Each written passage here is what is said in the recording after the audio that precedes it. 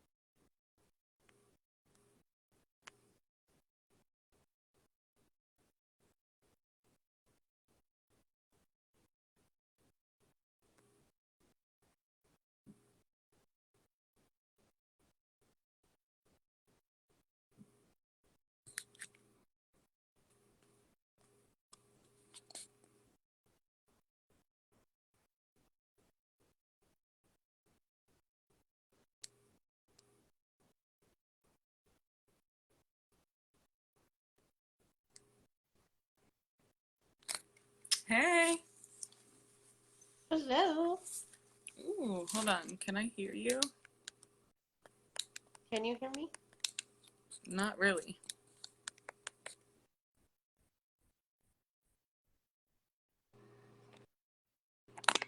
Can you hear me now? Yes. No. Hello. Welcome back to Monumental Minds, where every mind matters. I'm Megan Rose. And I'm Mariah Raye, and we're the co-owners and founders of MR2 Connections Incorporated. And tonight we are airing episode 12 of the Trama series, The Trauma is Real. And Mariah's here to share her story with trauma and, the different journeys that she's experienced. And we're going to go ahead and get right started. Mhm. um, for you, um, what was the first real trauma that you experienced? See, yeah, and like we were kind of talking about this. It was kind of hard for me. I started to get confused, right? I started to overthink it. And I'm like, what really is that first memory? Because we've gone through some stuff. And, we're like in our 30s now. So it's like, I'm trying to think of what was that first moment. And it really is hard to like take yourself back that far. But I think for me, I I think it was the divorce, my parents' divorce. But at that time, I was really young, so I think it took a harder hit on my brothers at that point in time. But I think subconsciously, right over time, like I've seen different ways in which it's probably affected me long term. So I would say the divorce was probably the first thing that I thought of that was like a triggering event for things like that, or for me to think, of different things. So I think divorce was definitely the first thing. And then, and I think it's more the result of a divorce, right? For a kid, because then it's like, it's the rides back and forth between the parents, right? And to go to different custody weekends. And I think that was hard because, like anybody probably would, right? No shame on what they did. But I mean, it was one parent talking about one way and then the other way, and you just get, that's what you grew accustomed to. And that kind of stinks hearing that either way about your parent. And so that kind of took a fall. I mean, I always lived with my mom. My brothers, they went back and forth sometimes and lived with their dad. And I think that was hard on me too. After doing some thinking with some of the groups that I did recently, I realized that when my brothers would leave and come back, that was super hard on me, whether I acknowledged it then or not. Because they were my support. They were like my father figures. So especially if both of them went at the same time, that was hard. Um, and I think I've kind of held on to that. Like when people feel like they're leaving, like I get this, it's nerve wracking for me. And you want to like hold on that much tighter, right? When like people you love keep coming and going out of your life. So I think that definitely was probably the first real triggering experience that I can think of. Yeah, that's super hard 'cause so many times you just feel, especially as a child, you just kind of feel like a rope in a game of tug and war, and you don't Mm-hmm. even understand really each side, and it can be so Right. drastically. Um, and tell me a little bit more. Like, you had a very different relationship with your brothers than I. Like me and my sister are more friends, but you said they were like a father figure to you. Yeah. So that's really hard. So tell us a little bit more about that. Yeah, so I mean, with not having the father figure around as much, I mean, we would go on custody like weekends and stuff like that. But like I said, sometimes when they would go, I would not. So they definitely had a closer relationship there. But I think overall, throughout the whole span of my life, they have been more like my father figures. You know, they've been protective. They've been the ones to, you know, be there when you cry, like all those things that you think of a father doing, right? And when I think of those things, I think my brothers were there more than anything. And throughout the years, you know, tried to get those relationships back and things like that, and I have made a lot of work on it. But I think growing up, I had a lot of anger towards that situation and just towards that whole idea. So I was happy to let my brothers step in and kind of play that role instead of to keep searching for it at that point in time. Yeah, that makes a lot of sense. So oftentimes you just spend so much energy and time searching for what you may be missing. Mm-hmm. Oh, you you mentioned not too long after there was an incident with your father. Yeah, Tell us a yeah. little bit. So that played a big role. I think when I was about 12. So it was sometime later, and I think I noticed a lot of differences along the way. But when I was 12, he had signed his rights away from me, and supposedly that was for financial reasons and things like that because I wasn't biologically his. But once you've been somebody's father, right, for 12 years and you've played that role, and that was really, I mean, he was really all I knew as a father at that point, whether or not it was biological or not. So when, I mean, that was, I don't know, up till 12, right? He did play the father role. My brothers came after that, right? And really just kind of stepped into that role, or would play it, you know, when they were home. But I think ultimately having that rejection from that person who was supposed to be my dad just walk away, um, that was hard, right? And I think that plays a lot into the relationships I've looked for and things like that, and like how I more or less when I first started dating, like how I held on to people, right? It was like I had to, you know, if they showed me that care and love and concern for me, like that's what I needed, right? And I would hold on so tight that sometimes it was just not healthy at that point, you know? But I think I did that subconsciously, right, from all these things happening, from all these triggering type events. I think that's where I went with it, and that's where that stemmed from ultimately. Yeah. And how did you start to like? Did the triggers like come out right away after that situation, or how did that evolve, or So how did I you think kind of learn? like at 12, right, and that's like such an age. So right Right. before you go in, right before you go into your teens, right, my Wow. mom will say like everything changed when she turned 12, 13, you know. But it's true. I really do think a lot of things changed, and it's not that, I don't know. I think I just got started to make the bad choices, right? And it was my mom. I mean, she worked 12-hour nights. She did the best she could, right? But I was still ultimately going to make the decisions I was going to make. So I just started making a lot of bad choices, right? I felt, and I think that's where all these feelings of like being worthy and being enough, ultimately, like that's, he didn't say I wasn't enough or I wasn't worthy, you know, those were never said to me. But I think that's just the way, right, that you feel when something like that happens, especially when, you know, I still have my brothers, I still love them, you know, they're, you know, everything, like I don't they still had the dad and they were still going back and forth, and I was trying to figure this out, right, as the youngest. So I think it was really tough for me to kind of figure that out as the youngest, but also to have them keep going back and forth with somebody that hurt me. I was like, why do they keep going, you know? And I just couldn't really understand that. And I think a lot of this now looking back, I did all this thinking like on my own and kind of undercover, right, while I was making these bad decisions or these bad choices, and I was getting involved in the wrong things, and you know, and I think that definitely all stemmed from that because I didn't know how to sort out any of those feelings at that point, you know? Yeah, and those it's just a lot of emotions to navigate through, Right. especially at that point of time, and not really having a clear understanding of why.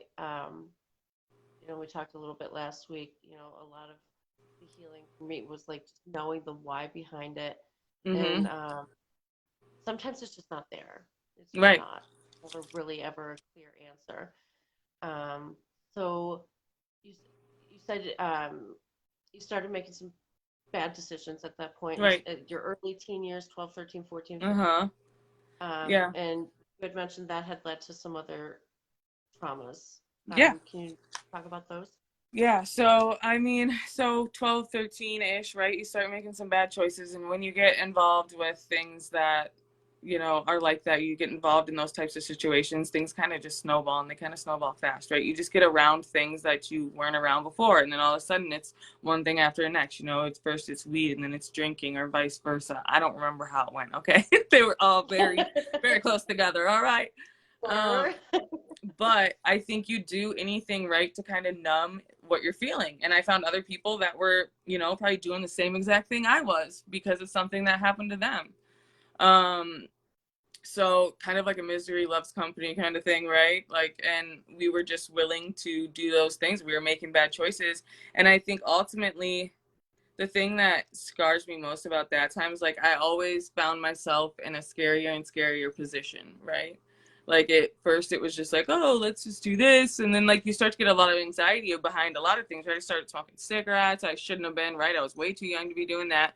And so like when you're doing that in public, I remember there was always like the park, the little park police on like Yeah, on the bikes and stuff, so I you start to know. get anxious, right? I think I think that's where I started to make some of the, like, you kind of can give that stuff to yourself, right, by putting yourselves in situations that you shouldn't be, right? So I'm like getting anxious because I shouldn't be doing that, and then it's lies to my mom, and like those things start to weigh on a person, right? Like over time when you're building lies at that point, and that's not the person you are. I'm not a person to lie, but I think when you're a kid and you're trying to, like, recently I was just listening to Jonathan Van Ness Over the Top, his book, and one of the things he said was, uh, I learned how to please my parents, not to how to be like a full functioning adult.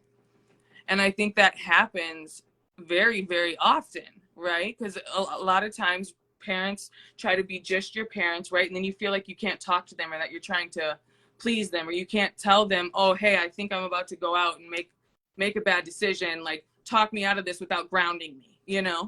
So you learn that you can't really tell them the truth, that you have to tell them some version of it, right? Not really the truth and not all the feelings that you're going through, because then you might just end up in trouble or grounded, and you start to think about those things instead of really like talking through a life decision at that point, you know? Right. And so Yeah, I and think then for a you're lot of people, it turns into pleasing their parents. And then you get to adulthood and you're like, huh, how do I do this? you know? And wildly different at that point. yeah, it's so different. And then it's like you have to take 500 steps, right, instead of just these baby steps, and that can get really overwhelming too.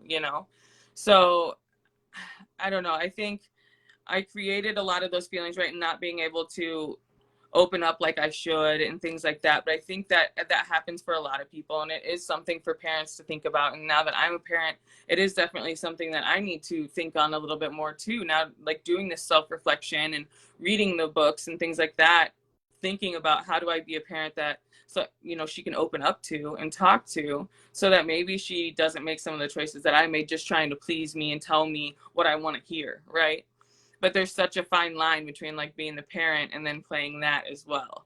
So Yeah, absolutely. Absolutely. And what a cool way to show her. yeah. Otherwise, it's just so awesome. Um,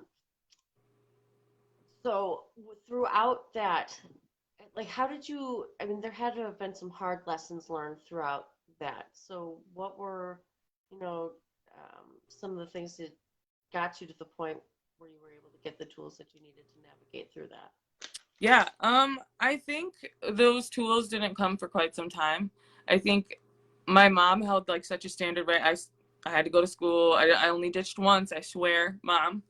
Um, but I knew if I was getting in trouble at school or like my grades started to dip, that's when she was going to be in my business, right? So like if I did good at school and I did get, like I kept my grades together, which I was still able to do at that point. And I think it's important to know like there's levels, right, of how this all went. And this was just the beginning really of a lot of years of issues with drugs and this sort of thing, right? And in that sort of environment. Here and there, right? There was times where, you know, I was sober and things, which were great. And like, I do really hold on to those times where I had those little bits and those little breaks. But I think ultimately that was just the beginning. But when I think like my first encounter of really something going wrong was getting pulled over on New Year's for, it was like a curfew ticket, and I was out with a friend, two friends, and they ended up calling my mom, and we had ended up in jail because we were so young. Like we were young, we were out on New Year's night, like we had snuck out. What is this, you know? Like, and I look back on what I put my mom through. I just pray that Nina has some sort of sympathy on me, but I don't know if that's gonna happen. But I just remember them calling in the other room, and I could hear him call my mom, and she was just like, "No, she's in the basement." And I'm like, "No, I'm not." But she was so sure. I loved it. It was great. But, and then before you know it, she was there to pick me up. And like, it's funny because I think of that now, and like when I had my other encounter with jail and had that all happen again, but way later on, I would have never thought to call my mom. I think by that point I'd like put her through enough where I knew, like, don't don't call her, you know?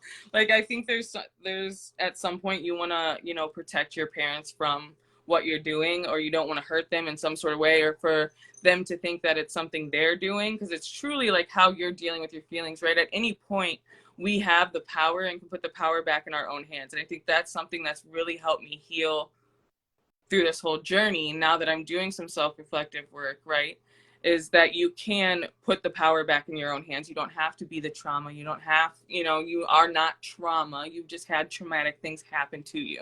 And I think that's part of where you can really start healing, right? But I think at that point in time, I had no idea really still what I was supposed to do. Until I got bad enough to where I really needed, you know, rehab or something to step in.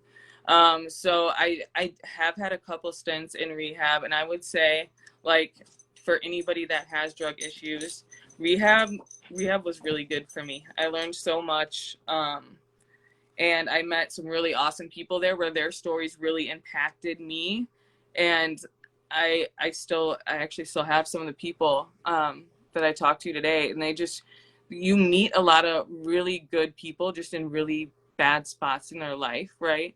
And I think it was I could finally feel like I was relating to people that wanted to heal, and right, and I started to see like, oh, I can get out of this, you know, because there's all different ages of people in there always, you know, and things like that. And so you're like, I can get out of this, you know, and you have people that have worked really hard to stay sober and clean and things like that. And I knew that that's ultimately what I wanted, right? But I wanted to mask feelings so bad, right? It was like anything I could do to just cover up any pain, you know? And I think that followed on through the next phase too. So when the suicide happened, it was automatically went back to that same exact thing. So like, even if I was doing well before that, like that didn't matter. After losing Don to suicide, it was totally re-triggered again. So it was just going to be like, I'm going to cover up all my feelings as much as I can. You know, it's such a hit. And like you said, for years too, it's hard to deal. Like right after it happened on my birthday, like we put him to rest on my birthday. It's so many things now that like, it's taken so long to get like I never thought my birthday was going to be the same. You know, there were so many things. And I think right after, for me, there were so many unanswered questions, and that really did something to me, you know. And I think with suicide, that's one of the hardest things is you have unanswered questions for a long time, and until you can make right out of that, you know, or until you can make that in your head, or you get some sort of answers or closure. And I know for a long time I went to like Long Island Medium, love her, would go every October. Right. And just to try to like make sense out of things, because I was so lost for so long after that. And I think still to this day, like I know to this day that I still have not dealt with everything from that. And I think it's really in pieces, because like even last week from your trauma part, like it really took me. I mean, I went to go work out after I did all the things. Like I tried to make sure that it wasn't going to hold heavy, but like any talk of trauma is hard, and like in healing. And when you have so many other things going on in life, sometimes it's hard to slow down and really feel and heal from a lot of things in your past. And I think that's something lately that I've really had to give some time to like sit down and heal so that we can truly work our mission too, right? And I think that's one of the biggest things is in order for us to spread our mission and on mental health and on suicide awareness, that we have to be able to talk about our trauma, you know, and talk about our losses. And as much as it hurts, it it feels better now to be dealing with it and have this platform that hopefully somebody knows that we've gone through that as well. So as traumatic as those things are, and I think some of the traumas that have come from that, like I still don't do well with orange electrical cords. Like if you see any electrical cord in my house, it is purple or pink because that is just the way. But like something, when I see that, it's automatically triggered, right? And then even I've noticed now I have a super sensitivity to people talking about that subject. And if there seems to be any like feeling like they don't care or something like that, or um, it really triggers me, right? And I just react. And it's like I almost don't have control over it. I wish I had a little bit more control over it than I do. But it just triggers something in me to like stand up and stand out, like, and say that that's not okay, right? Because like I feel like when we're talking about somebody that's not around anymore, they don't have a chance to speak up for themselves. So like that's really a mute point, in my opinion. So I have noticed a lot of situations where I get super oversensitive about that, or even if Nina will say something, you know, and I think I caught her the other day saying something along the phrase of like, I'm gonna kill some, I don't know, something. She's watching on a tab, I swear. But like I was super sensitive of it. I'm like, Nina, like we don't say that. And she's like, I wasn't talking about that. I was talking about, I'm like, I automatically reacted to that phrase, right?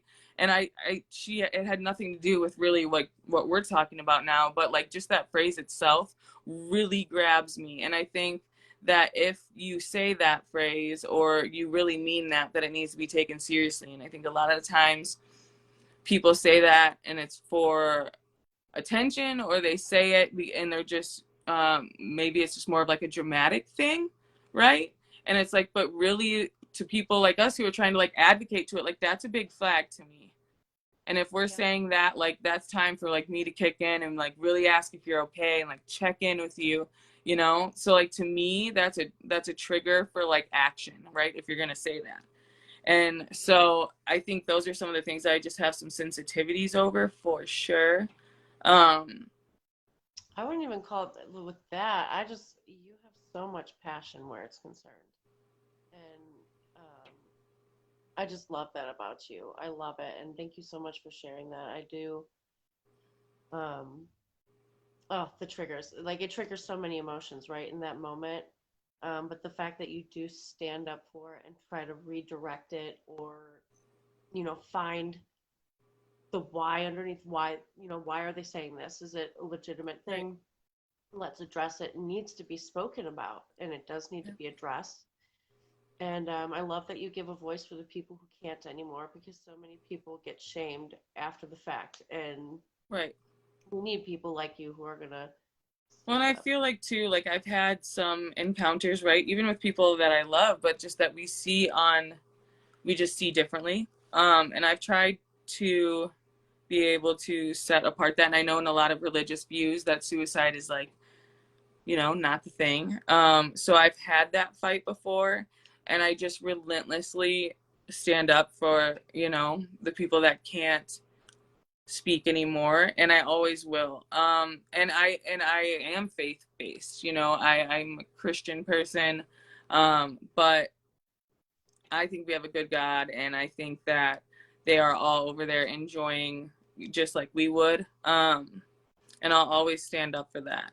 And it's kind of like when you say too, like you're spiritual and you're able to like take a truth from everything. Like that's kind of the way I like to look at that sort of subject, right? Is like I can take all the morals and the good things, but like I still see the best of it. Like that was a split moment of time, right?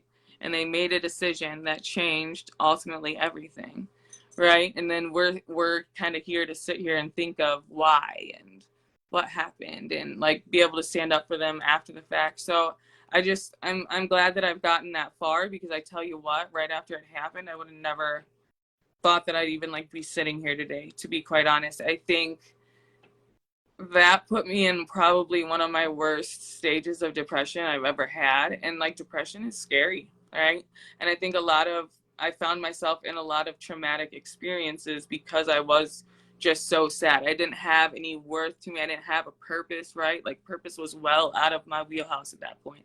I was not thinking of that, and it gets such a crazy cycle, right? Like, it's such a vicious cycle when you get into that. And I like, it goes from like my dad signing away his rights, and then like all these relationships that just kind of fail, to like the drugs and just not picking the best people to hang out with. And I you start to think badly on yourself, right? But you you have to keep living this life, right? So you really got to learn to give yourself some grace at some point. And I think that's where I really was able to start coming out of this and being like, okay, I need some help, right?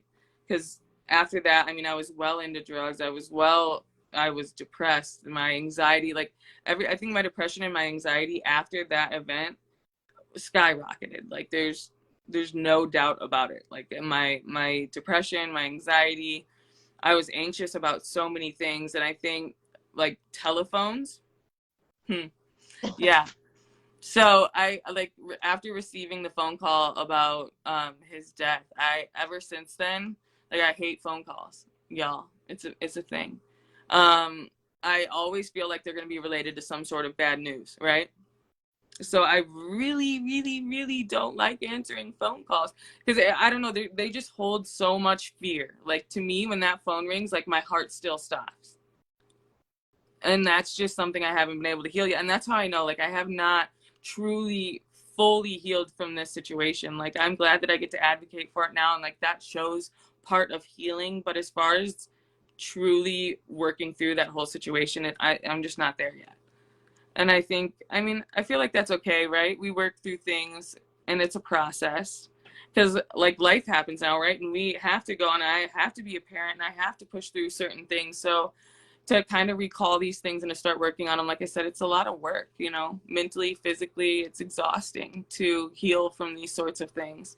And it's taken different rehabs, it's taken therapists, it's taken a whole bunch of things, um, family coming up background and just, taking me for everything that I am, being able to take me back after and let's just face it, like, with drug abuse, there's a lot of, you're not good to those people that are right around you, because those are the people that'll come back, so it's the people that are closest around you that you tear apart when you're in that drug abuse stage. And so all of them could have turned their backs, but I just love that I've made terms with a lot of those that are, my close knit circle, and was able to kind of explain where I was at from then, and kind of mend those relationships back together, because that was traumatic to me too. I think, like, after losing so many important relationships at that point, like, I was afraid to lose again everything that I had, because I had already felt like everything was gone. Like, when you lose to suicide, it's such an like a drastic change. Overnight your life changes. I mean, that's it. um I mean, I've personally never been the same. I mean, I I don't think that I went through it not on purpose now.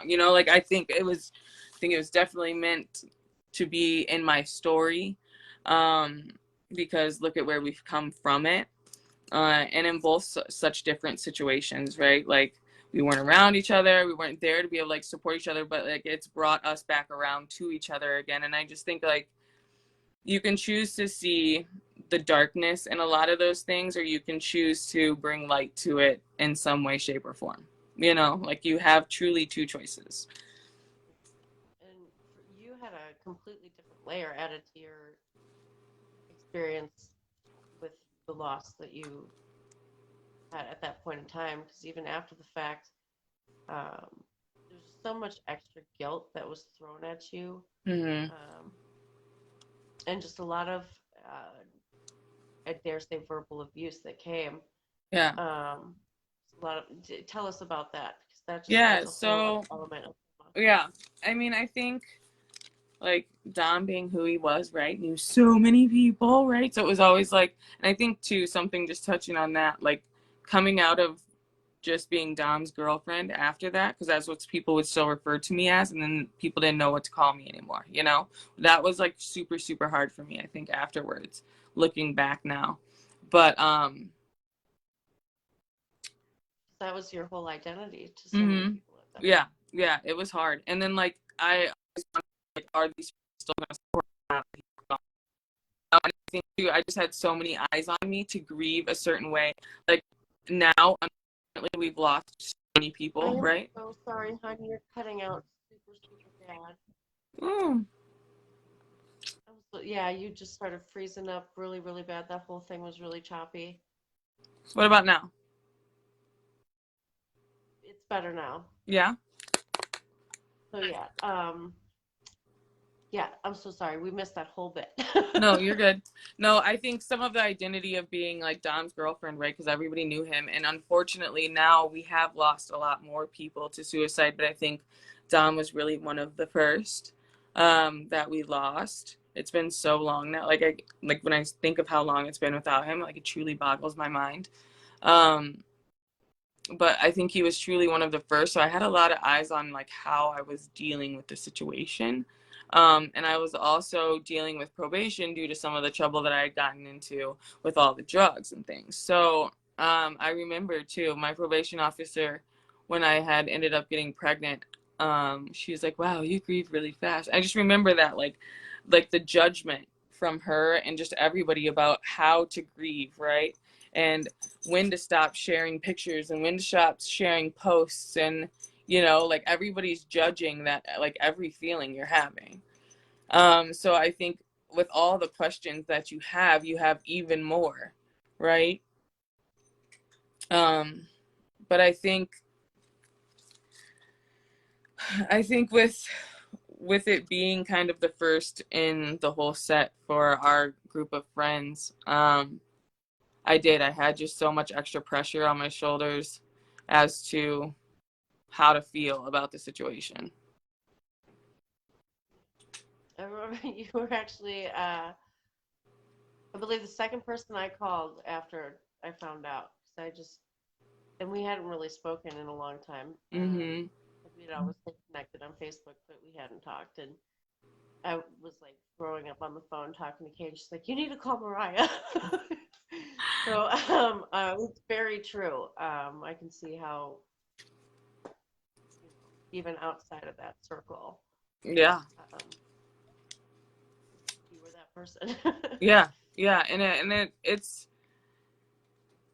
it's nice to be that person, but sometimes it's hard to be that person too, right? And that's why I always say, like, if you have a strong friend who you consider your strong friend, right? Like check in on those every once in a while, Like, and I think that's important because we don't often show that we're going through something, but there's like subtle signs. But I think when you are considered like the strong friend or the one to go to when things are hard, it's important that like you're getting checked in on as well. So check in even on your strong friends. But I think being that person now, or like being that person for everyone since then, I think has helped me be what, figure out what I wanted to be today and like help us bring us to where we are now. Because I was that person, and I have gotten comfortable with being able to be a support, all right, without it bringing back so much of my own that I can't function. And I think that's kind of where it gets, is like we can just get to a point where we can handle it, where we can still function, but we can handle talking about it for the right cause. Yeah, absolutely.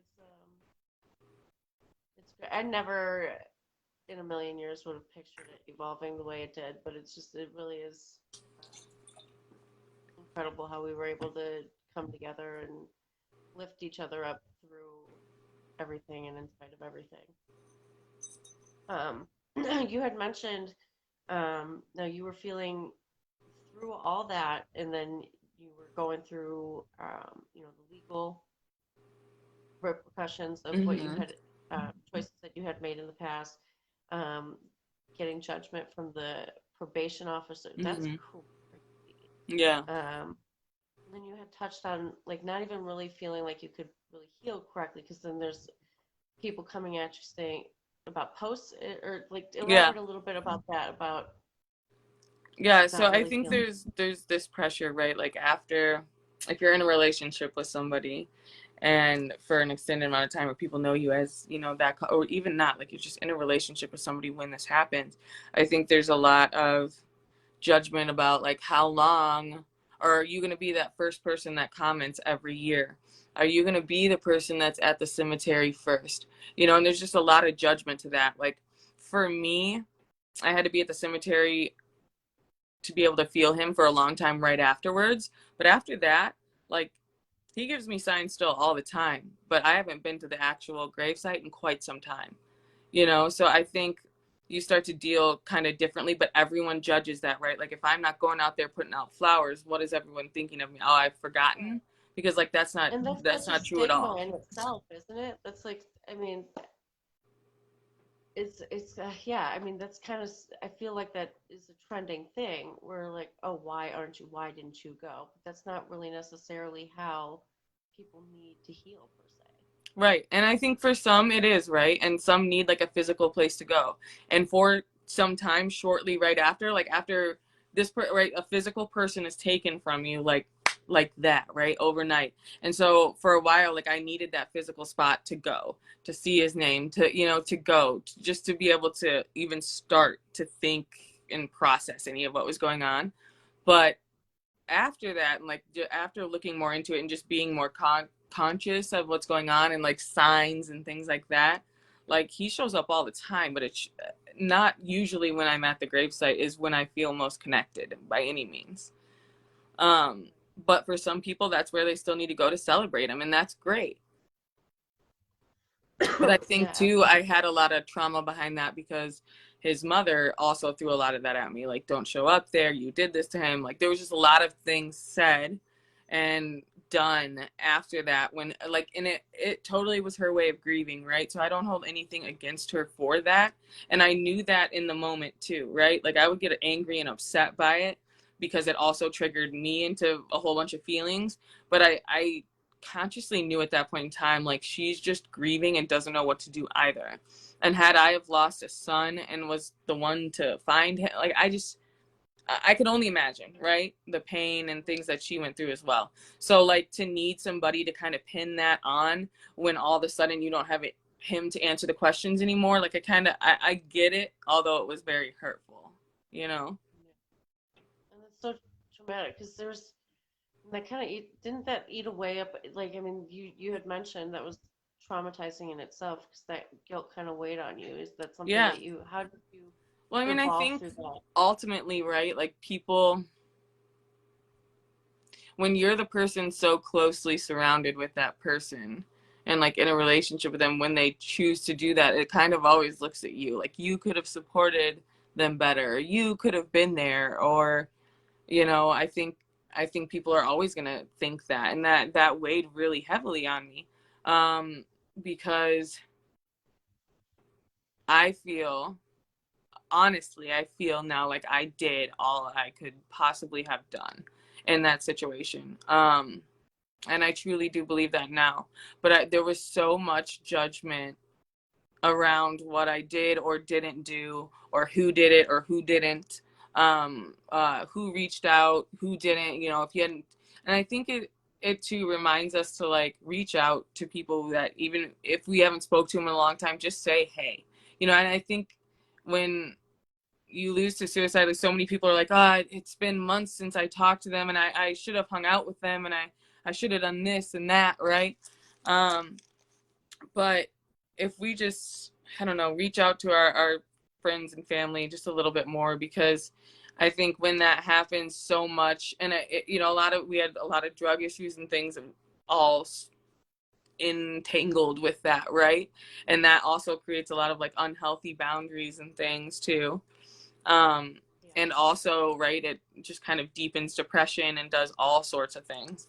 And the anxieties and just the things that you're willing to put yourself up against. And then when you're trying to get sober and get better and start to heal, like all of your decisions and things that you have made while during that stage of your life, like I just think a lot of that comes to weigh on you. And I think a lot of that happened for Dom. And I think a lot of that happened for me after he was gone. It was like all these decisions I made. And then when people were challenging me on the decisions I made, and I'm like, I was just so far in at that point. You know what I mean? And I think I truly struggled with everyone's opinions of what I did at that point. And it's taken a lot of healing since then to kind of get okay with where I was and, you know, knowing that I did what I could. But there's a lot of trauma behind thinking that people were not going to be friends with me or that I did the wrong thing or could have done more. And I mean, now I hope I do enough to give back to that, you know, community. Yeah, it's just man, it takes a lot to really be able to figure out how to navigate through that because it's just a heavy weight. But coming to realize now that a lot of that was just a projection and not you Mhm. by any. And Right. people's opinions are very subjective, Right. And a and lot, I that mean, does not. and I have to remember too, a lot of those people at that point of time were in a lot of similar situations that I was at, like drugs and things like that. So a lot of things that they were saying, do I hold that against those people now? No. And a lot of those people I'm really close with now, like, you know, so I think we've all come to learn a little bit since then. And with more losses of people to suicide and drugs, that we've had to deal with, I think people have started to kind of ease up a little bit on the expectations of grief after that sort of thing. Um, Unfortunately, we've had to get used to it. You know, it's just so sad the amount of people that we've lost to drugs or suicide at this point. And just when I look at statistics on it, it just blows my mind on what we've the drastic numbers that there are. And with COVID and mental health, I can only imagine where people, well, I can't imagine because I was also there, but like just where people are, you know, mentally, physically, emotionally. So reach out, definitely reach out. And you go through so many things, right? And so many like triggering events. I tried to think like what is like trauma to me when I was thinking of all this. And like you just kind of go through the events of your life, right? And then I was like, oh, I don't know, is this traumatic? Is that traumatic? But like, yeah, heck yeah. Like these are all triggering events. Like, and I think you too, you try to play it down a little bit, right? So you can like keep moving on. But I think you, once you really do just give power to those events, you can really start some true healing from them. Yeah, absolutely. Take back so much control over your own life once you. It's just self-reflection is just so key in a lot of it, and just learning how to accept and carry the emotions. Not not necessarily. Okay, let me reword that because you don't want to carry them with it, but like accepting them, and then finding the ones that serve you, finding the ones that don't, letting go, sloughing off the things that aren't serving you, the things that keep that weight on you, and it's so hard sometimes to let that go. Mhm. Um, and it sounds so cheesy, but I say it a lot. I'm like, just let go and let God, let go and let Mhm. God. It's like one of the most cliche sayings in the planet, but um, really just letting go of those emotions because there's so much fear that gets carried with that Mhm. too. Yeah. Yeah, and like some, I think probably one of the major things that still affects me is this whole like phone issue, right? Because like I'm a full functioning adult, I need to be able to answer a phone, but like truly it bothers me like real bad. And like voicemails, never listen to them, like because I had so many voicemails from that day, and I just something from I just can't. I think that every voicemail or every phone call is like traumatic bad news, and that's just what I relate it with. So I hope one day I'll be able to get over that, but I think that's still one of the major things that affects me, besides like some of those like just triggering words or things like that that really still kind of send me into like this whole emotional roller coaster from it. But luckily I've been able to like reel that back in a little bit quicker, you know, nowadays, compared to like when I would get triggered by these sorts of things, like it would stay with me for quite some time. Right.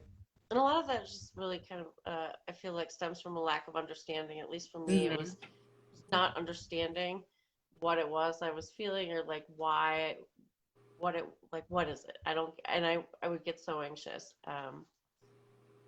But yeah, it's just crazy. It's crazy, crazy journey. So crazy. Um, but I think too, right after that, going into like my next point, right after the suicide, just being in, getting in all the trouble that I did after that, I totally messed up my probation and my legal stuff. So that actually ended up, and after I had gotten out of rehab and gotten myself a little bit of handle on things, and that was the first time I had gone to rehab after the suicide. And so I was trying to turn things around, and I remember I had to go to court the like it was like one of the day it's like a day after I got home from rehab or something, and I had to go, and I was basically turning myself in because I should have gone to probation appointments, but I was in rehab, and I thought for sure I was going to go there, tell them I was in rehab and I was going to be fine. I was just going to keep going on my probation, and sure enough I got taken into jail that day.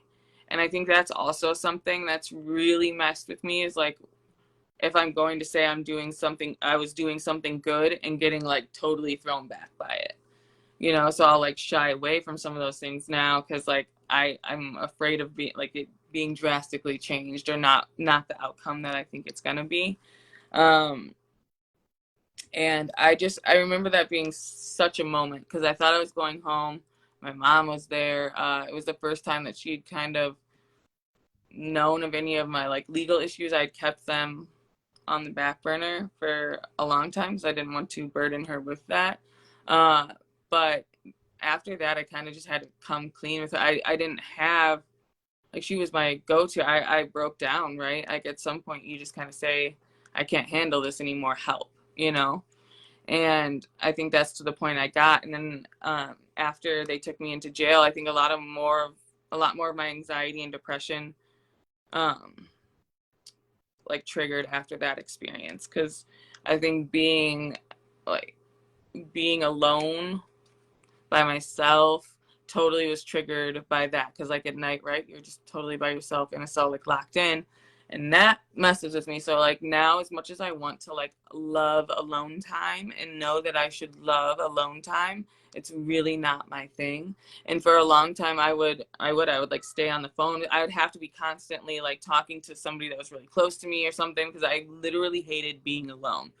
And I think a lot of that stemmed from like being forced to be alone in that situation. And I was just in a dark spot too at that point in time. And like the combination of those turned out and resulted in a lot of those things that are bothering me, or that were bothering me. And I think too, another just traumatic kind of thing that happened, like you said, you were kind of around people that had all like, you know, just a good, generally good group of people, you know, but and like but I think I don't know, I was in with a lot of people that had done a lot worse things in my head than violating probation. And I think that was really scary too. And I think I didn't show it at that moment in time, but I think ultimately I was scared of that. As much as you want to say like, oh, I handled it and this, that, and the third, like you were scared, you know? Um, so I think, yeah, I think some triggers have definitely come from that stint in jail as well. And I think when like it was afterwards, right? So I was trying to get on this, you know, on the straight and narrow. And I think that's too where when I was on medication, right, for coming out of rehab and stuff for depression and anxiety, and when you get put in jail, then that's totally taken away. So like I was detoxing, it was bad, right? It was just dark. Um, and then coming out of that, I had Nina not too long after that. So there was just again like such a drastic change of what and who I was supposed to be. So like for a second, I was focusing on Nina. Like that did totally take some of those thoughts away and like make it less heavy for a long time. And I think that is why Nina is such a big part of my why and my purpose, because I truly don't know if I wouldn't have had Nina at the time in which I did to give me that purpose and that reason.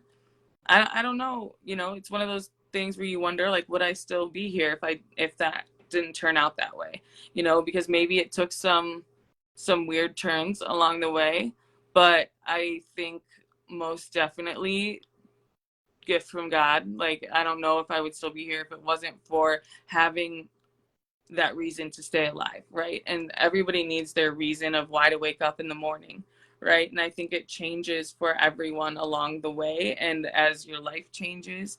Um, but Nina is definitely a big one for me. And I think that that definitely came with a set of its own issues of like dealing with guilt and shame and things like that when you become a parent. And that holds its own spot. But, you know, I can't even imagine. I mean, if my dogs get sick, I'm like, oh my God, I'm a horrible mother. I shouldn't have given them that extra treat. I can't even right. imagine being a mother. Um, yeah, that's what a powerful why, really. And I feel like a lot of times God blesses us, the universe blesses us with, in those moments, sometimes we just need something drastic. Mm-hmm. Um, and what a blessing it came out to be. Right. That's so cool because in that moment of your life, that's really the only control you had. Because I mean, in jail, they take away all your control. That's so traumatizing. That was the biggest thing. I'm like, I have no control. None. Like Not one. it was so bad. Yeah. You can't even take medicine, and you're trying. Like Well, it's just like, it's and I think emotionally. definitely people who deal with like mental health issues who find themselves in jail, like it's really hard. Like it makes you very anxious. It makes you feel very alone. Um, I don't know, very locked in, very trapped, very, there's just lots of things about it that just don't sit well. Not that it's supposed to, okay? Like I get the whole, Right. I get the whole point. But I just think that there is a lot of things that you have to deal with after coming out of a situation like that. Even if you didn't have mental health issues, even if you know, but I think when given all of these things before that and then leading up to that situation, that's kind of, it just kind of trickled from there. But like I said, having getting pregnant with Nina and having Nina, like it did take a lot of that stuff away for me for quite some time. Not away, you know, but it's always there. And right, you always think about it. And I think that's one of the other things like people would always say, like, or people think, right, when are you gonna get over it? Or you know, when is it gonna be? It's like not a thing. It's not a thing. I don't know, it's not a thing. It's Truly. not a thing. Right. And I think that's something that's awesome about the relationship that AB and I have is that like we can bring it up and he's very he I mean he knew Dom, like we can bring that up and we can talk about that because like for me that it's never gonna go away. So like I can sit here and try to lie to you and tell you that like I never have signs from him or I don't think about him like that. That's a bold faced lie. So like if we couldn't, I think that is like part of having an understanding partner when it comes to having mental health and things like mental health issues or like having traumatic things happen is like can they understand your trauma and accept you going forward, right? Because it's always going to be there. um and like like we buried him on my birthday, right? So like every year on my birthday, like sure as heck I'm going to think about that, you know? So I think just being open and vulnerable enough as a partner to be there to listen when you need it and is a huge trait and like something that I think if you've been through traumatic things in your life, whatever it may be, that your partner needs to be able to accept and let you be able to talk it out. And if it doesn't work for your partner, then you need to be able to have somebody, whether it be a friend or a therapist or something, because like it's never going to go away and you do need somebody to talk to it about. So Absolutely. Absolutely.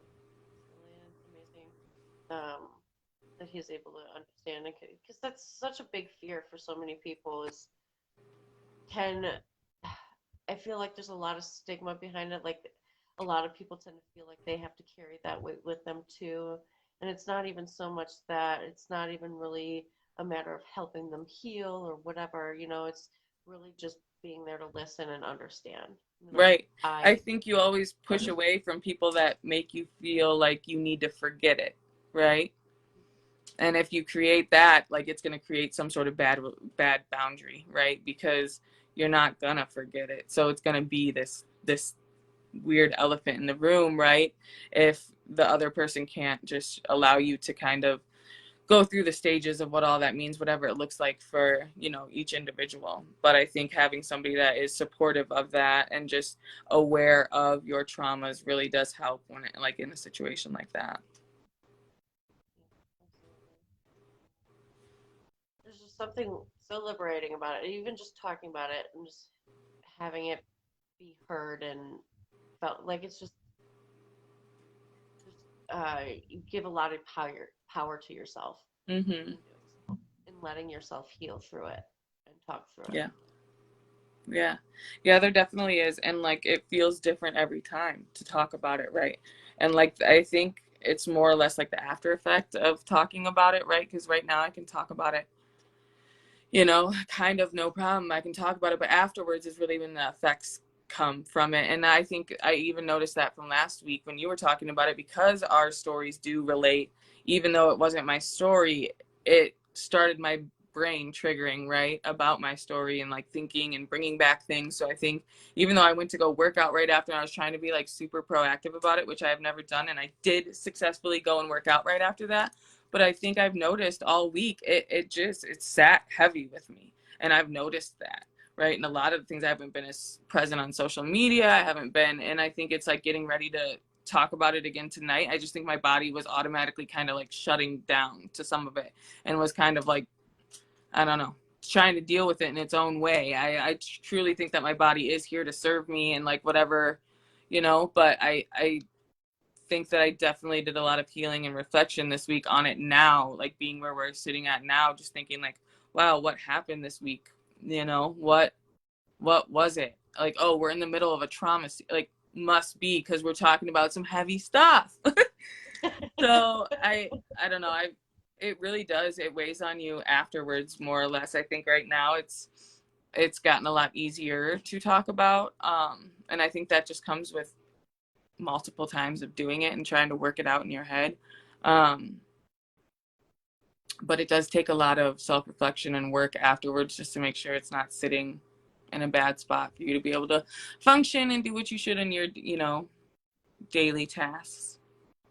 Yeah, absolutely. Because I felt that too. Like, just it kind of left a residual energy, Mm-hmm. Yeah. Because every for me at least, every time I talk about any part of my journey, really, Right. it I learned something new about myself. Mm-hmm. There's always like a different trigger I'm learning about myself, or a different reason, a different why, a Mm-hmm. different, there's always a different version or vantage point, a different perspective, a different way of navigating or coping, whatever it may be. Um, so it's really cool. I found it like, I'm like, dang, okay. So I kind of touched on this last time, but it was totally different this time. Mm-hmm. And oh my God, I almost forget about this, this, and this. And then I'm Right. remembering all these other things. And it's just kind of, it's like this never ending network of awesome. Yes. Yeah. It can be at least. But yeah, it's really like that was super like, like I love what you're doing with it, taking action on the like it's inspiring me to move more and like go back to yoga and just being self-aware and finding ways to channel that energy so you're not carrying it with you in a negative way. Right. It's very inspiring, so I love that you're doing that because it's gonna be so motivated. I'm not an exercisey person. Girl, me I either. love my yoga, but I'm Look, me either. kind of lazy. Look, so, it's not, I don't love it. But what I do love is like being able to work out that energy. And what I do love is being able to like be proud of myself after. And I think like Yeah, Rachel Hollis was a big part of me recognizing some of those things. Cause she's like, she doesn't love to run. She just loves the way it feels when she like crosses the finish line. And I think that's the way it is for a lot of people, like I don't like walking over and going to the workout room necessarily, but I do like when I complete it and I'm able to like give myself a high five and celebrate myself for like actually doing something for myself. And I think And your too, energy has been so different the last few weeks. It's just like, right, like holy crap. it's different A when you can full like channel shameful out yoga. some of the bad, channel out some of the like stale energy, like anything that's not serving us. Like we keep talking about like things that aren't serving us. And I think when I'm able to like kind of like streamline that energy and get rid of that energy, I think that's something that exercise does a lot of. And I think the the nature of working out, right? And the things that happen in your body when you work out. I think we all need, and I think especially with people who have like depression or, things like that, that make you feel down and give you that fatigue and that kind of like blues feeling, that working out, as much as like when you are depressed, like there's nothing I don't want to do more than work out. But like it's truly that thing that you need to do. And I think too, like just getting used to like those things that you need to do, instead of just feeling like they're things other people are telling you to do. Like, no, it's truly for you, for your body, for your health, for, you know, to help you keep showing up every day the best version of you that you can. And I think that's been something that I've just like, the rush of the feeling of showing up for myself is becoming more and more exciting. Yeah, yeah, and it's amazing. And I've noticed that too. And um, our journey, it's really, I've been finding myself chasing that feel good. Well, like, Mm-hmm. I know I'm going to enjoy this cookie, but it's not going to make my tummy feel very good after, Mm-hmm. and it's just like, okay, so now I'm choosing the foods that are going to make me feel good. Mm-hmm. What's going to make me feel good about the trauma? Okay, so this trigger, my heart just stopped. What's going to make me feel good? How can you move and navigate through it and I think it's accept part it of all? asking like what serves me, too, because we've been talking so much about that. So like when you're in that situation where it's like, do I get this drive through food that's not going to be good for me and it's going to make me like super tired in a little bit, which hey, I've done it and I still do it. But like, is it making that decision the next time to choose what's healthy for you, um Right. or for me, like I don't really enjoy water, but recently I've been actually drinking a lot of water, because it's good for me. I'm so dang proud of you. Dude, girl, I'm like, I just love water. it's I barely got any love water water. in it and it's huge. I love it. It's amazing. Water's so good. Oh, I just love water. But I I'm just think one of too, those like as sometimes. you just start to dive into like what's good for you, it starts to you kind of start to chase that high, that feeling of like completing things right again. Because I think as you go through so many things in your life and like so many triggering events, and you have all these traumas or like these PTSD, these triggers right from whatever you've been through. Um, it just feels so good to like put the focus back on you instead of maybe some of the past. I saw something on, I think it was like an Instagram reel, and it said something about healing and like why you're not able to go and heal and move on is because you're too afraid to lose the person from the past. And that really hit, because I think that is why I hold on to a lot of things, right? Because if I move on, I'm moving on from, and I That version of yourself. right. And I think it's hard to do that. I think it's hard to go into the unknown and things like that. And I think that's is part of the thing that scares me most, is like, what if I don't know that person anymore, And what if I get so far past that I'm not able, like, I think part of it scares me because what if I do forget, And I think that scares me. Although I don't truly believe that can happen. I think that still scares me subconsciously. Like, what if I do forget? What if I get so far from it that I can't feel it anymore? And I think that does freak me out a little bit. Yeah.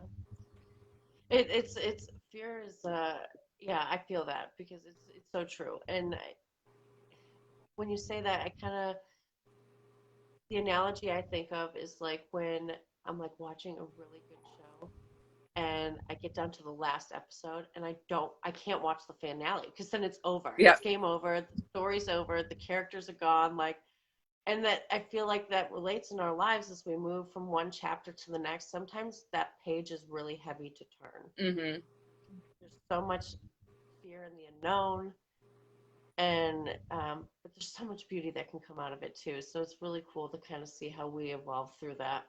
Yeah, And I to did find, that same thing with the Mel Robbins, the High Five Habit book. Like I just wouldn't read the last chapter because I was like, if I stopped reading this book, like I was truly convinced that if I stopped reading that book, that I wasn't gonna celebrate myself anymore, that I wasn't gonna high five myself anymore. You know, like I was afraid that all the work and the growth that I had gotten from that book, if I finished it and I wasn't indulging in that book every day, that that was going to be gone. And like that kind of freaked me out because it did. It helped me so much. That book helped me so much in a lot of things. And I think like indulging in it every day really did a good thing for me. But as long as, I mean, I think now I'm truly trying to stay on the whole idea of celebrating yourself and things like that. And I think as you start self development, like just keeping yourself going on self development, not stopping, right? So I moved from one book to another, and that kind of helped. And I just kept celebrating. But I get scared of that losing things, right? Whether it be my past self or forgetting or things like that. I think that's a hard thing to handle. yeah, absolutely, and that can be traumatic all in itself. Right, But, right. yeah, you've been doing an amazing job. I mean, from one stepping stone to the next, it's like one step at a time sometimes in the Hmm. journey. Um, Thank you so much for sharing. Yeah. Um, I love that we're here. I Yes. just love, love, love that we're here. Um, it took us a long time to get here, but we are Yeah. here 12 years later, dang it. And I appreciate all of you guys who joined us here tonight for Monumental Minds. Thank you so much for supporting us in this journey. You know, it's never really easy to talk about, and I know Mariah, especially, thank you so much for Hmm. opening up and being vulnerable. And we just love you guys so much. And this is just thank you for letting us share our heart and our mission with you. We're going to be uploading these episodes onto our YouTube channel. So make sure that you subscribe to our YouTube.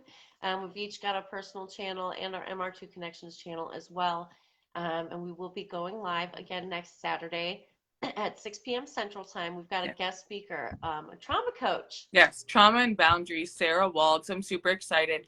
I have no idea kind of what she's going to share or her story, so it's going to be totally a new experience for us as well, which I'm really excited about, and I'm really excited just to kind of see her aspect, somebody that really has done a lot of like the research and the studying on trauma and boundaries, and just see kind of where her head is with it and like how we can learn even further from our own traumas. Yeah, it's going to be a great episode. It's our third segment in our trauma series, The Trauma is Real. Thank you again for all the love and support. We will see you next Saturday. We're actually going to hop on live too on our TikTok. So Yes. join us live on TikTok. Give us about 20 minutes, 30 minutes, and we're going to be live on TikTok for a while just to get to know our followers and our fans. Again, we love you and appreciate you. Until we see you live again, keep those good vibes spreading. Bye, guys.